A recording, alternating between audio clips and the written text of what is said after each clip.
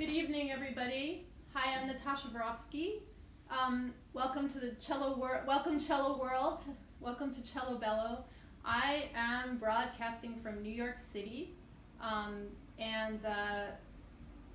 well, it's kind of crazy here right now, as you can imagine. Actually, it's pretty quiet.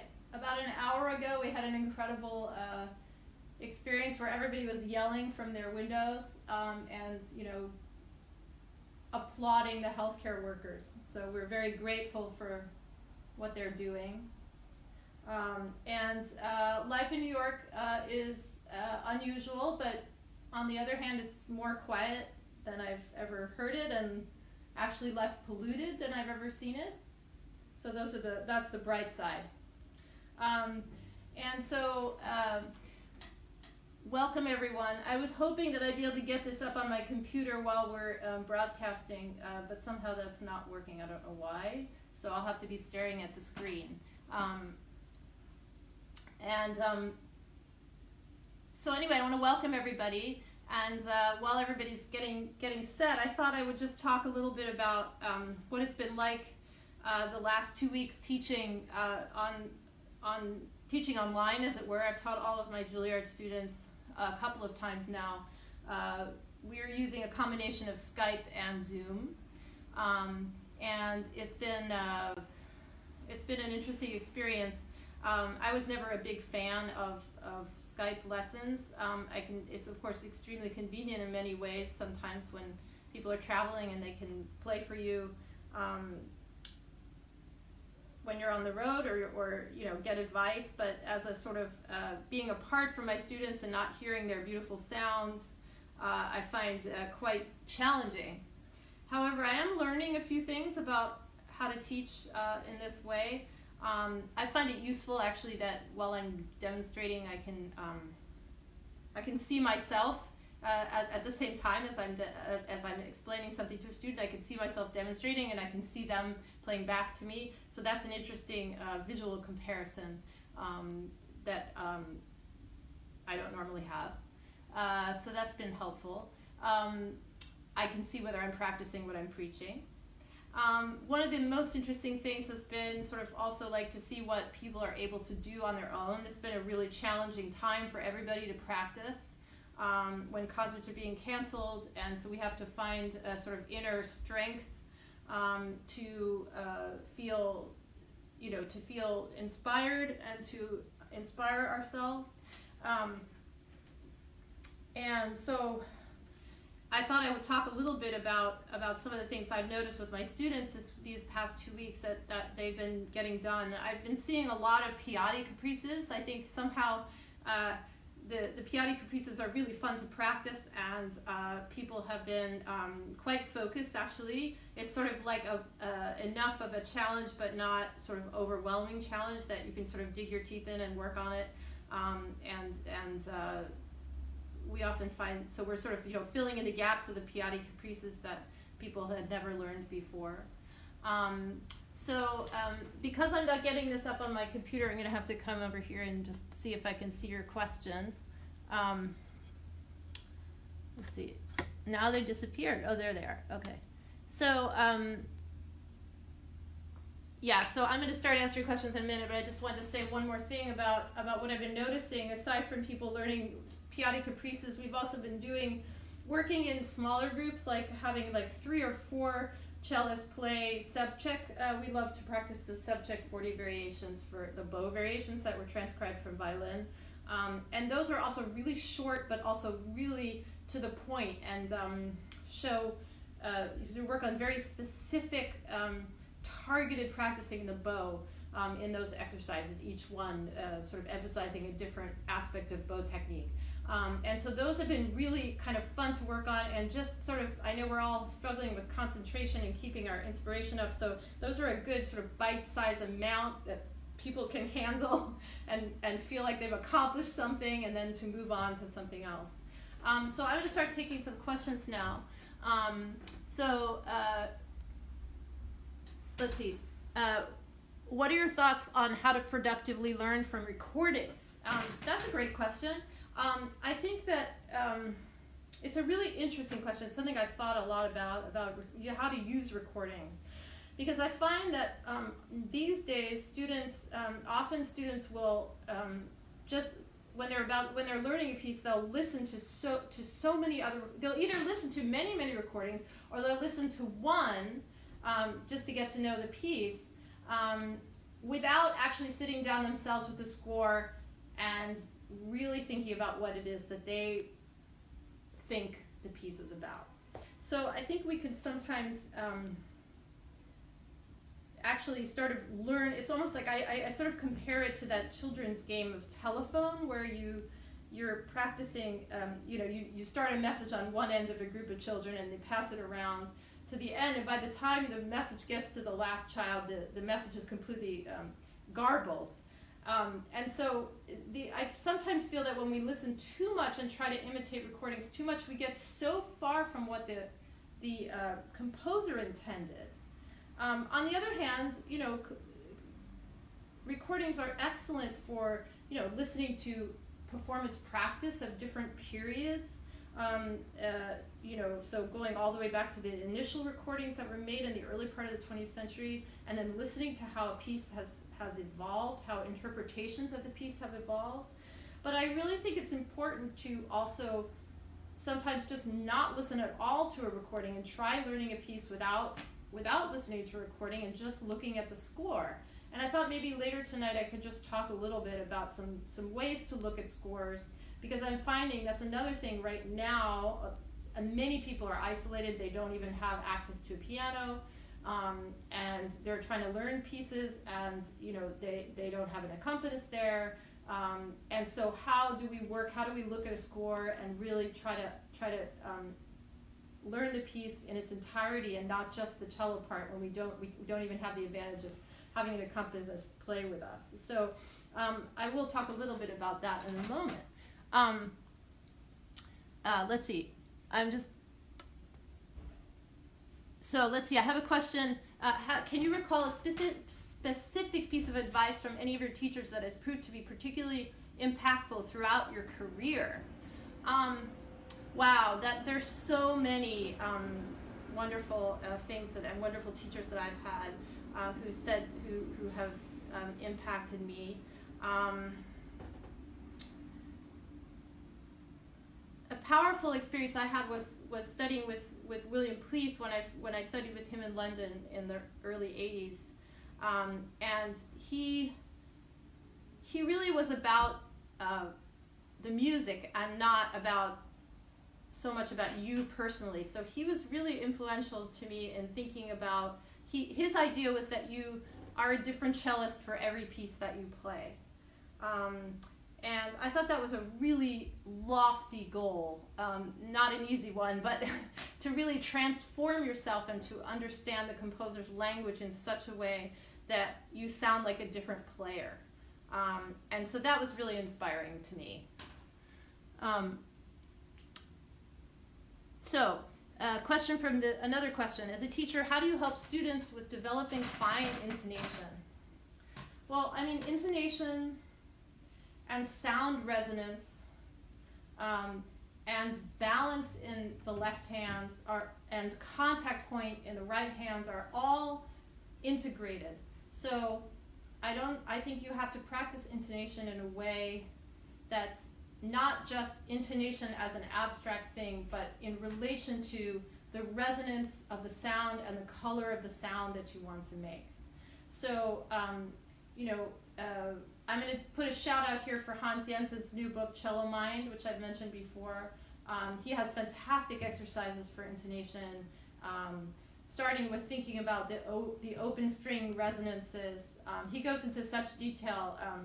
It's incredible, so I highly recommend that book. But I think just thinking about the natural resonance that we have from our open strings, and then taking that idea and playing notes that are the same as the sympathetic string and really making sure that the overtones are happening. And one thing I think is interesting to explore is the amount of weight we have in the string with the left hand can really change the character and the color of the sound. So, if you're really on the tip of your finger, that's a sort of one direct kind of very focused sound. If you're a little bit more on the fat part of your finger, you get a sort of a rounder sound, but maybe fuzzier. So exploring where you are on the tip where you are on the tip of your finger is a really important actually part of working on your intonation. Another interesting thing is to think about the height of your arm, the height of your elbow, and to listen to how that changes the timbre and changes the color of the sound. So sometimes I ask my students to hang here and then start with a D and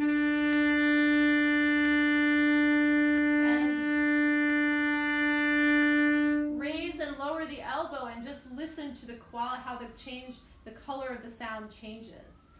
It changes the weight, your relationship of the weight of the finger to the fingerboard, and also changes the intonation. So there's so many fine details that affect the intonation, but I would encourage everyone to not think of intonation as an abstract thing, but really something that has to do with the sound and color resonance.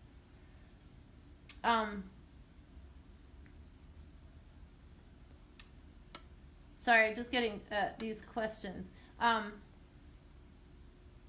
Okay, I have trouble being able to communicate effectively with my students. What is your advice for helping students and keeping them from getting frustrated, overwhelmed? Well, it's been something I've been thinking about a lot these days, especially. But of course, it's always something that we do.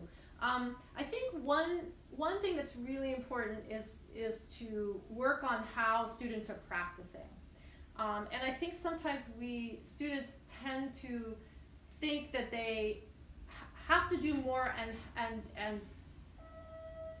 they don't practice in an efficient way. So for example, if you're taking apart, say, in Schumann concerto, and you say, okay, I'm going to work on these, 2 bars for 20 minutes, and then you find that you at the end of those 20 minutes you get so overwhelmed and you don't feel like you've gotten anything done. So what I just did actually with a student today was we made a checklist of things to think about, and the first of those things was to actually be away from the cello and think about what your ideal performance of that particular phrase would be. To imagine that, to imagine the color of the sound, the amount of the expression, the energy, and to imagine your sort of ideal performance. And instead of starting with, trying to play and think, I don't sound good, but actually start with an ideal in your mind before you sit down and practice it. And then looking at it from every perspective, looking at the length of the phrase, what the harmony is telling you, what the orchestration is telling you. And we made a whole long checklist of things to do.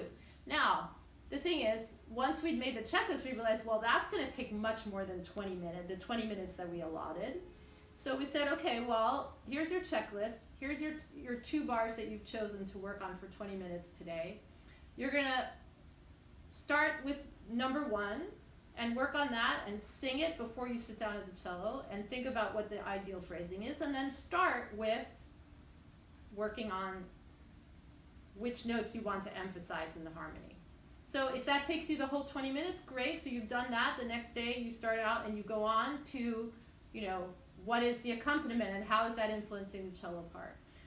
So we were very clear about making a checklist of things that one can look at, and allotting an amount of time. So I think that that's a good way of making them sort of, not get overwhelmed. Because sometimes we can practice in circles where we just repeat and repeat and repeat, and we don't know why we're doing it. So I emphasize, doing, quality work and then stepping aside and doing something else and coming back and doing more quality work, rather than just sitting there for hours and hours and spinning. So I'm getting a lot of questions. Let's see.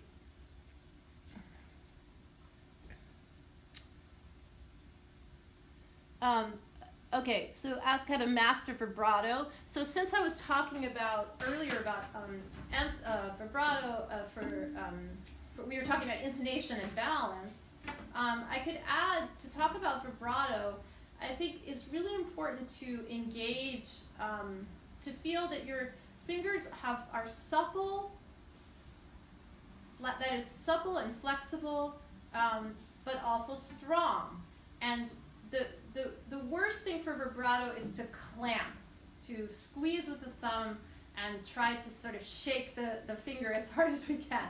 That always, so that's a real big mistake that people make. So the most important thing is to feel that the weight is coming from above, and that your thumb underneath the cello is loose, so that you're sort of in a way like hanging from above, and the cello, and behind you, you might sometimes have this thumb here as a guide, but you're not squeezing it, okay? So that's the first thing. And then I experiment with the height of my elbow, because that really influences actually the speed and the width of the vibrato. So if I'm down here, I might have a kind of like juicy, wide vibrato. As I raise my arm, the vibrato gets faster and narrower. So it gets faster and narrower, and I'm covering less surface area of my finger just by raising my arm, actually. So I think we need to really think about how the balance of the arm affects the vibrato. That's really important. Another thing we do is like, big shifts like this, and then kind of centering down onto the pitch gradually, without tightening as we center the pitch. So that's another important way of working on vibrato. Hi to all my friends out there. It's really nice to see all of you on that you're watching.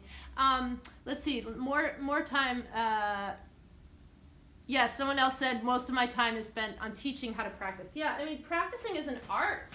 It's really like it's an exercise in concentration and organization, setting clear goals.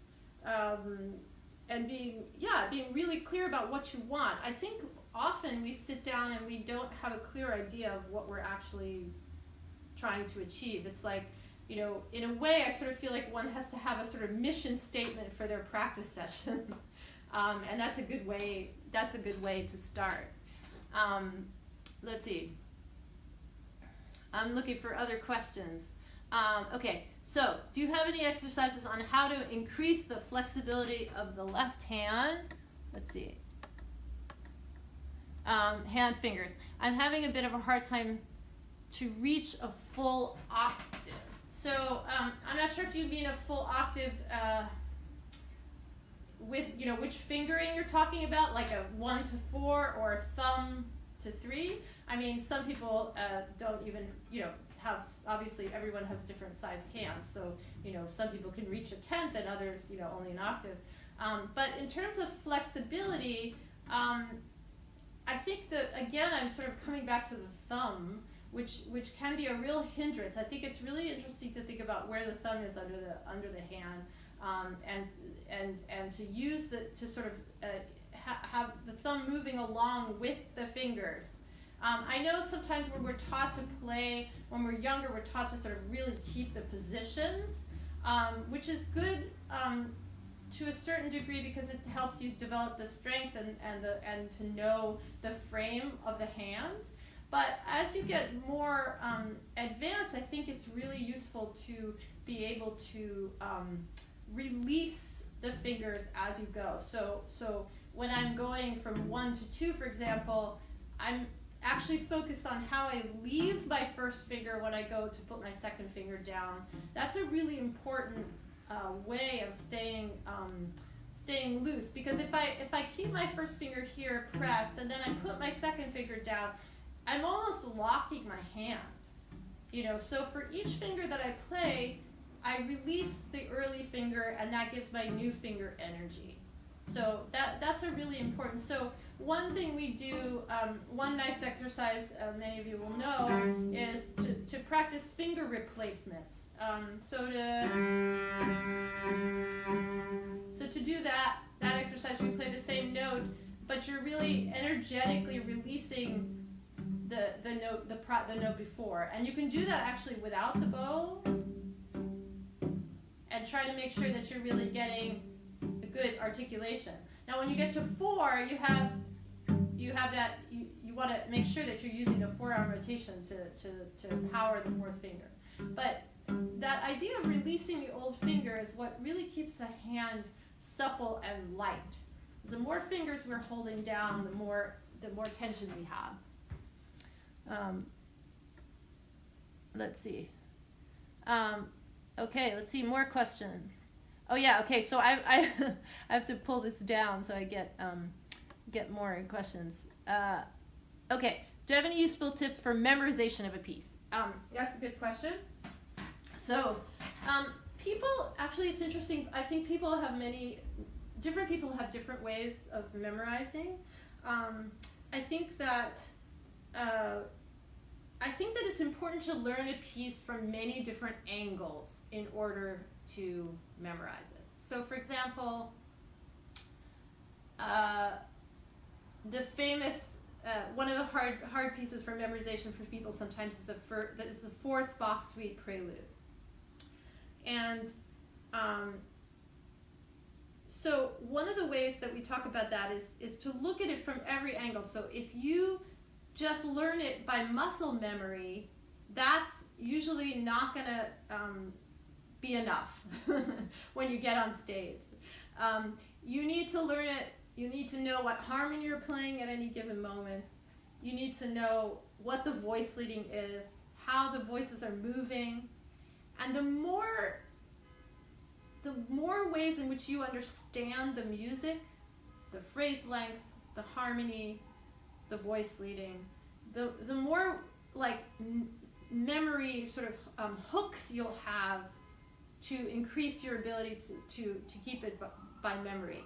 So I've had sort of funny experiences when people come to play a Bach suite for me, for example, like a prelude of the 3rd suite, for example, and they play it, by memory, then no mistakes, whatever, and I ask them, so what is the meter? And they don't know what the meter is.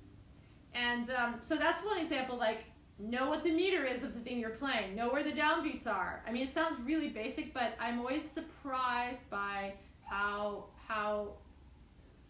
much tunnel vision cellists sometimes have in the way we learn music.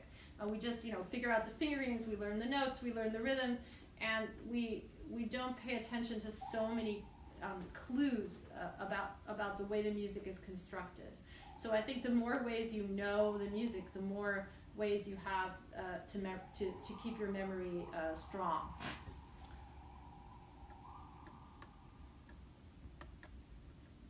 Okay. So someone else is asking about, could I talk about maintaining relaxation and lightness with the left hand while in thumb position? Yeah, so I think one of the things that's important in thumb position, and this is where it gets kind of interesting, I mean you will see a number of well-known cellists playing in thumb position with letting their thumb come up, but I'm a real advocate of keeping the frame of the hand and using the thumb as a guide and as a way of supporting what we're doing.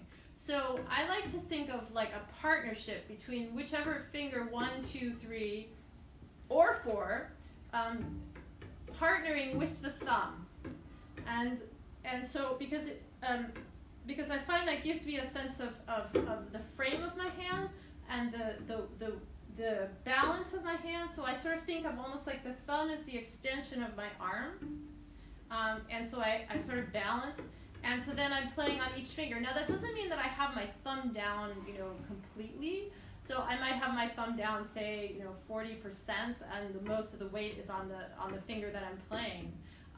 But I think it is good to really know where your thumb is, and to know that it can support you and balance where your elbow, sort of to think about a balance between the thumb and the elbow.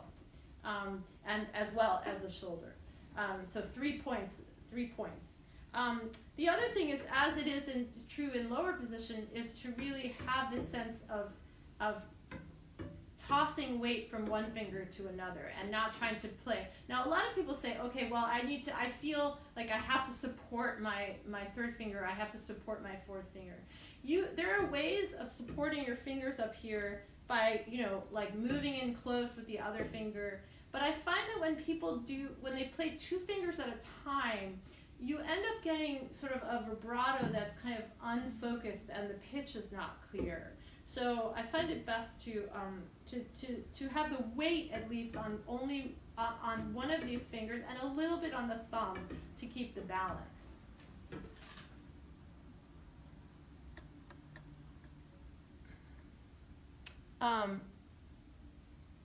Okay, so how do you find improvisation plays a role as you work on or perform standard cello repertoire? I think that's such a good question. Now, I'm not a great improviser. I know Mike Block was on the other night, and he's amazing. He's the one to talk to about improvisation. But I guess I could talk about improvisation in a more standard way, in the sense that I think it's really important. And I remember William Pleeth used to make us do this, was when you're practicing, let's say, a melody or any passage, is to be really flexible and to improvise new bowings and new fingerings for that passage, and to learn it with, say, like, he would say, for William Pleeth, you'd play a melody and he'd say, okay, play for me again with a new fingering, and again with another fingering. So 3-4 different fingerings, and so then you start to really think about. It's almost like you're improvising the fingerings, but it's also waking up your imagination to color. So, and how color, fingerings and color are so important for thinking about how we're mapping out a phrase, and trying different bowings. So and different tempos. So I like to improvise within the confines of even a standard piece. I like to sort of improvise bowings, improvise fingerings, and practice that way, because I find it really freeing. If you're used to starting something down bow, start it up bow. If you're used to, there's so many ways you can do that. So that's one sort of like I would say maybe poor man's improvisation, but that can be useful with standard repertoire. I think it's important to also understand how pieces are put together and how much improvisation has influenced the composer that's writing, and so if you start to listen to Beethoven that way and listen to thinking of him as a great improviser, which he was, it can be really inspiring to hear his music that way and to think about how that influences what he actually put down on the page. In terms of my own improvisation, so I try to be as flexible a practicer and as open-minded as I can. I also practice, a lot of like the bass lines and sing the cello part, and you can even practice the bass line and sing and make something else up over that bass line to practice improvising. So I'm all for being flexible. I think improvisation can be something you can use at any level and in any way, which develops flexibility. Tricks to relax the right arm. For the right arm, I think, again, just because, it's always a theme, is the thumb, is to check in with your thumb and make sure that you've got flexibility in the bow grip.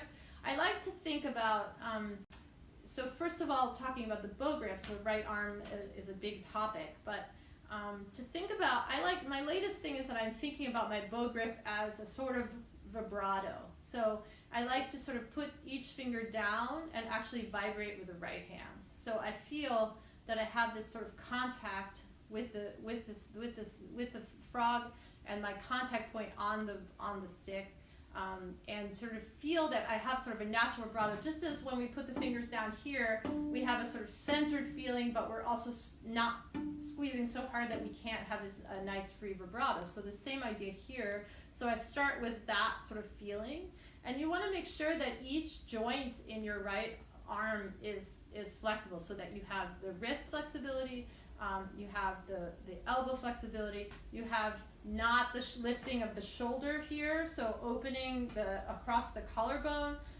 and feeling like you're supporting the lifting of your elbow with the muscles in your back rather than from here.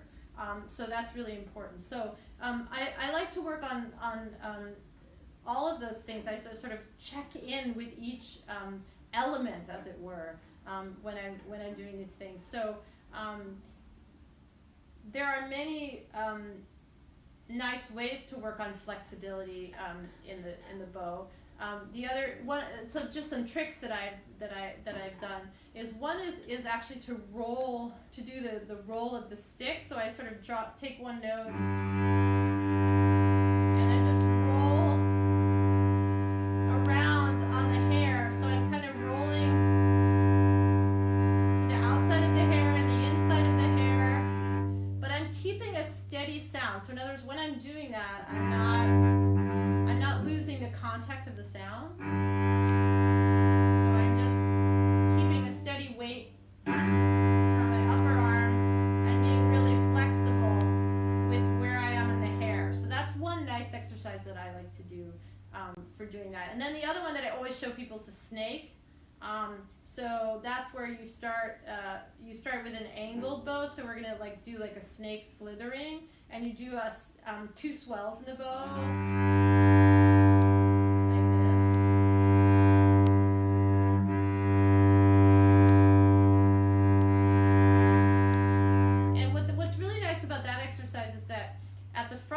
You're using more of your wrist and fingers, and then out here at the tip you're using your whole arm, and it also gives you control over your contact point, because you're moving from towards the bridge for the swell and then away.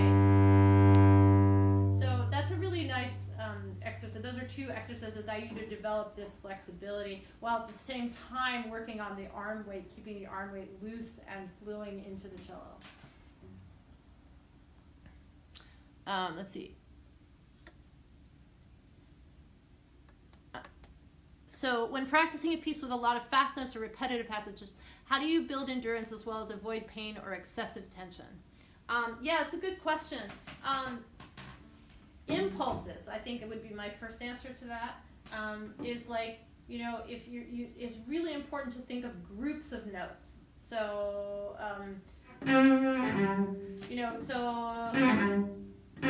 so you're not trying to play each note, but you're grouping. So decide how many you can try first grouping. 2 notes, 4 notes, 8 notes, but that under one impulse. Because if you're trying to do too many impulses for fast passages, you can get really tied up.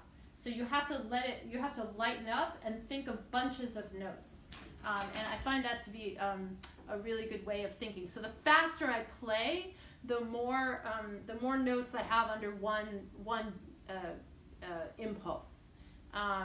So you should never have pain when you're practicing fast. If you're doing that, it means you're working too hard. So you should always check in, with I keep coming back to the thumb, always check in the thumb, make sure you're not squeezing with the thumb.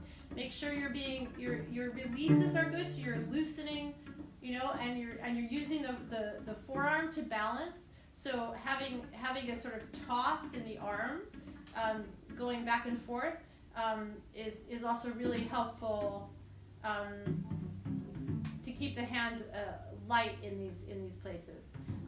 You could practice, actually thinking about how you leave notes. So practice the passage slowly, and make sure that when you go from one note to another, you're releasing the old note, and that gives you a lightness in the hand.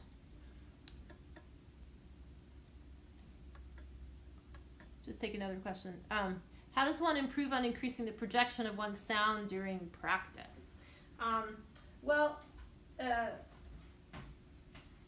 So projecting the sound can be a really challenging thing to work on, especially if you're in a small space or a small practice room. But again, I come back to this idea of resonance.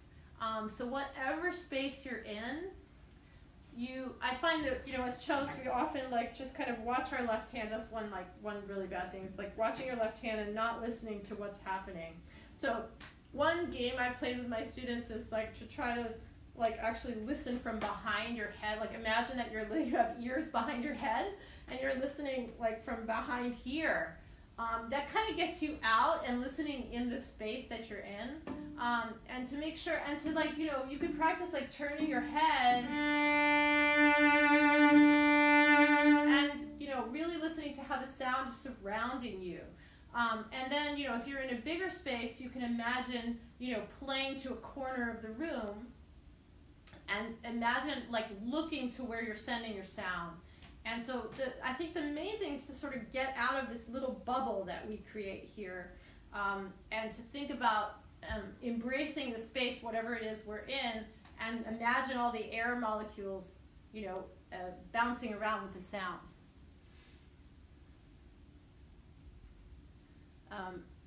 So, sorry, I'm just reading some more things. So I'm asking that my cello feels so heavy to play on thumb position sometimes. I would like to know if you can suggest some physical workout to get stronger. Could you comment on what is the proper height of the strings and length of the ringing string, please? Well, I'm not like maybe somebody else can help out with this. I'm not like going to tell you like measurements, because what happens to me when I always go to the instrument repair guy and I say I like my strings the way they are, and they say they're too low. And I say, no, they're not too low, they're fine for me. So I think the height of the strings is personal, but if you're like if you're, especially in the summer when the strings get really high, if you're finding that you're having to work too hard, there is, it can get too high, but I can't tell you an actual measurement, because I think it's a little bit different for each person. But you have to know to distinguish between, having strength in the left hand, where you're supporting with the arm, and putting the fingers down, but also releasing them. And if you're doing that well, but you're still getting tired, like if it feels like a huge effort, then you should definitely get your strings checked out, because sometimes they are too high. Sometimes it's the angle of the neck that affects the string height. So it's hard to answer that question without actually seeing your cello and trying it myself, but I will tell you that everybody has different tolerance for that. And also it obviously changes with weather changes. So another person has asked me, what are your thoughts on starting to learn cello at an older age? Well, I welcome any cellist to the fold. I think one of the hardest things for people that start later in life is this flexibility. What little kids have incredibly, they're like, like putty, Play-Doh. They can do anything with their hands, and what's really hard for adults to get is the flexibility that we need. Having said that, I think anything you can do to work on defining your joints in the fingers. Working on going in and out and sort of developing the flexibility of all the fingers and feeling like you can flex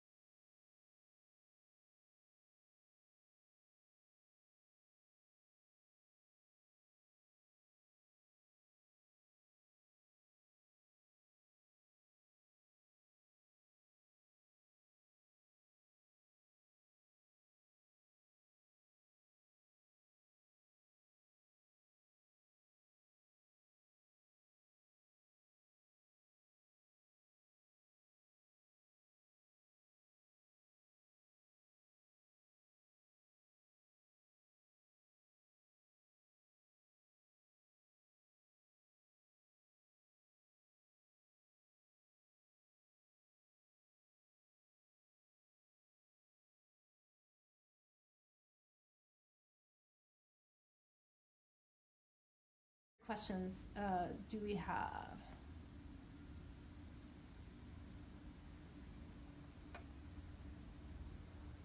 Anybody else have any questions? I think I've answered the ones that have come in.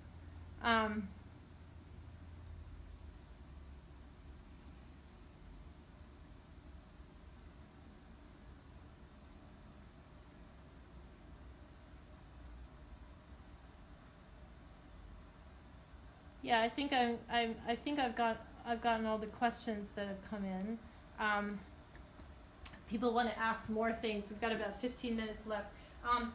Meanwhile, I thought maybe what I would do is, while I'm waiting for more questions to come in, I thought I would sort of look at a passage in the Schumann Concerto opening and sort of just talk about ways to look at it, because what I'm finding for my students is so much that people are struggling on their own to practice without any help from piano or any colleagues, and so I thought it'd be useful to just kind of look at some things together. So one of the things I like to look at in the score is to actually look at what the accompaniment is doing and how that's relating to the cello part. So, for example, in the Schumann Concerto, in the bar before we come in, we have this figure. So, and that's in the violins, and it's a very sort of beautiful kind of flowing kind of thing. But what's interesting about it is it starts out in one bar, and then at the bar where the cello goes,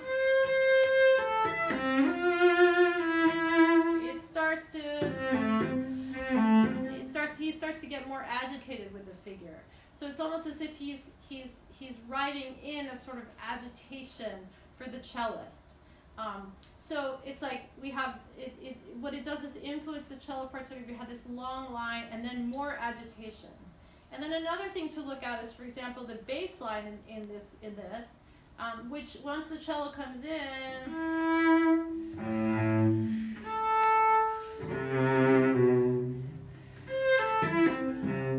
so it's the bass line is sort of on the half bars, and it's creating a sort of almost like a it makes it feel like the whole thing is either floating or more off the ground, because the bass line is not happening on the downbeats. And so what I encourage my students to do is to sing the cello part and play the different parts. That's one way we can work on it. Or to actually, before you come in, to play the second violin part.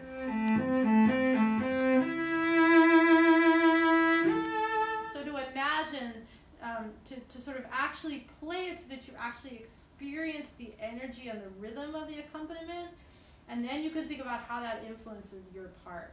So those are just some ideas about the opening, which we can go into a little bit more, but I think a couple of questions have come in.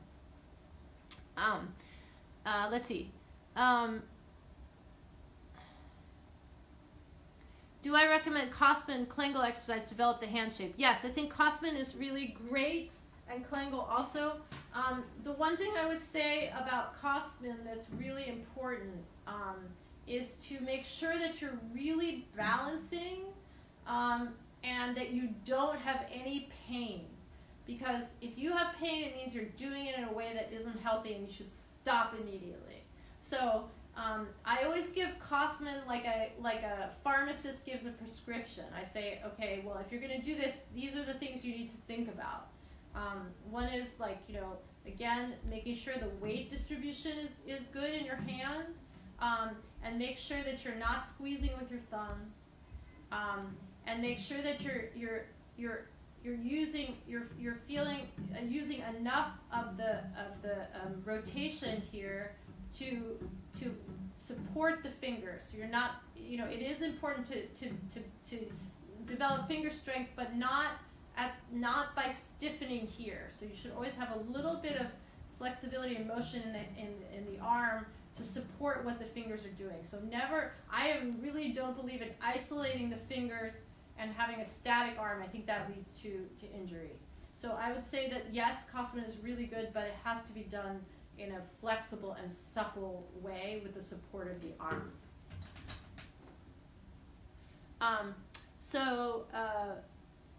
Let's see. Can you recommend any cadenzas for the Haydn Cello Concerto in C first movement? Yeah, Jean-Guy Chaos has a beautiful cadenza. There is, Britten wrote a really interesting cadenza for Haydn C for Rostropovich. It really takes you into his world. So a question of whether you want to go out of your world. So those are two cadenzas that I really have enjoyed recently. There was a question about how do you approach artificial harmonics. Okay, so that's a really good question. Actually, I find that artificial harmonics are really good to practice for a number of things. One thing that's important is actually your contact point in the bow and the amount of weight you have, because I find often people try to play false harmonics because they think they're light, they play too light in the bow. So it's really important to have a good contact point, and to think almost like mezzo forte to forte in the bow as a starting point. Also, in a very basic way, you have to make sure you have enough weight on the thumb. So I practice. So practice, stopping the note and then stopping the thumb note, then playing the third finger down, then playing the harmonic, and sort of it's a nice balance. The other really cool thing about false harmonics or artificial harmonics is they can really emphasize timing, shifting timing with a bow. So you can practice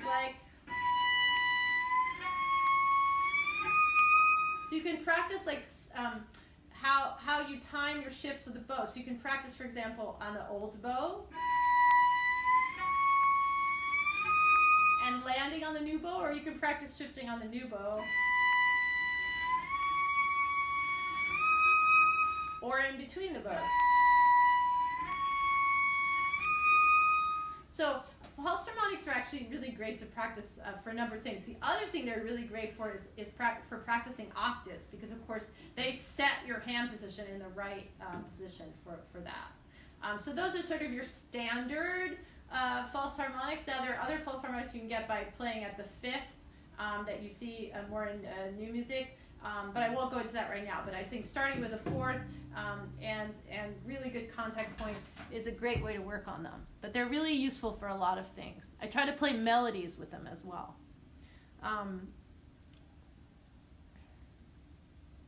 Let's see. What concepts does one have to keep in mind to experiment with colors? Well, I think that's a matter of your musical imagination, but it's also if you're wondering how to start with that, is to really listen to the harmony of what you're playing and think about what that harmony says to you. Does it say agitation? Does it say joy? Does it say, try to find a descriptive word for what you're hearing in the harmony, and then try to find that in your sound. I mean, there's so many things that influence color on the cello, bow speed, contact point, the amount of vibrato, the width of the vibrato, the speed of the vibrato. But you can take each of those things and try to work with it to develop your color. So for example, when I'm pressing the beginning of the Schumann concerto, to come back to that example, I'll first start out with no vibrato and just try to get as much color as I can in the bow. So, trying to work out where on the contact point I want to be. And once I've found that ringing sound, then I'm adding my vibrato to enhance the ring that I'm getting. And so I'm sort of layering the elements in order to make the colors. So nice to see so many old friends watching. I hope you're all doing okay and well. Let's see. Okay, here's another interesting question. How do you find a good way to phrase music in a valid way rather than just going with your instinct? So that's an interesting question. So valid, I don't know if I would use that word valid, but what I would say is you shouldn't deny your instinct. Your instinct musical instinct is incredibly important, but it needs to be informed by knowledge of, style and context and harmony and phrasing and all of the things that you learn about the music. So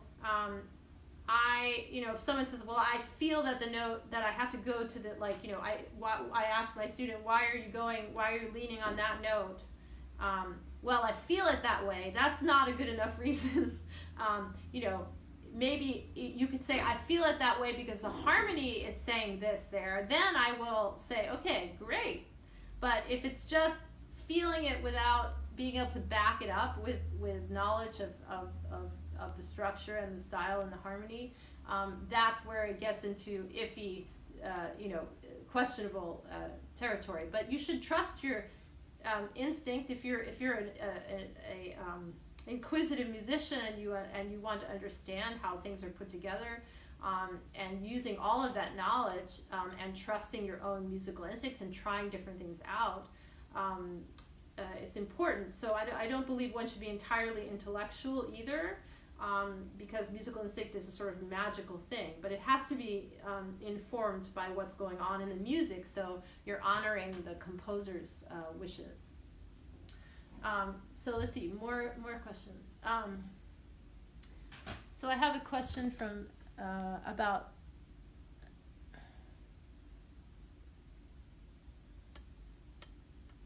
sorry, let's see. Question from an adult learner. So things to pay attention. This is for someone that's really just starting out. Well, I'm not the best person to answer this because I'm not actually, I don't usually teach beginners, but I can tell you that it's just what I keep coming back to as I'm talking tonight is suppleness and flexibility, strength at the same time as suppleness. So I think it's really important that, like, as we're building the frame of the hand, that we're not just thinking about the strength of getting the strings down, but keeping that strength with flexibility. It's just like when you're working out, you're strengthening your muscles, but you're also stretching them. So it's incredibly important. So someone else asked me, is there exercise you can recommend to practice keeping inner subdivision and pulse? I have trouble teaching this to students. Yeah, actually, so one thing we do is actually to actually have them play the subdivision within the melody. So for example, again, back to Schumann concerto, if I'm thinking, I might play,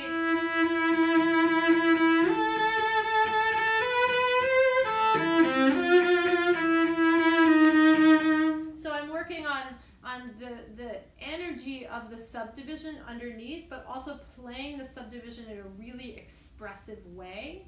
So that's actually making the sound breathe in with the energy of the subdivision. So actually physically playing the subdivision is really important.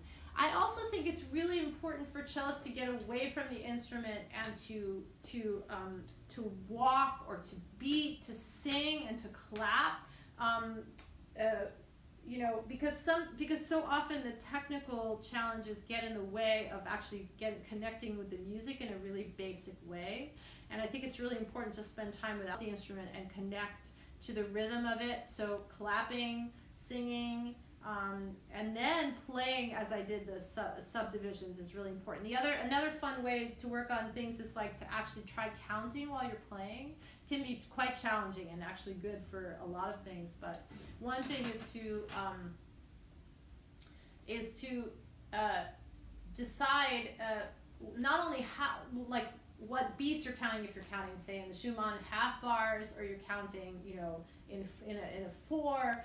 But also the quality of the counting. So I make my students count in a character.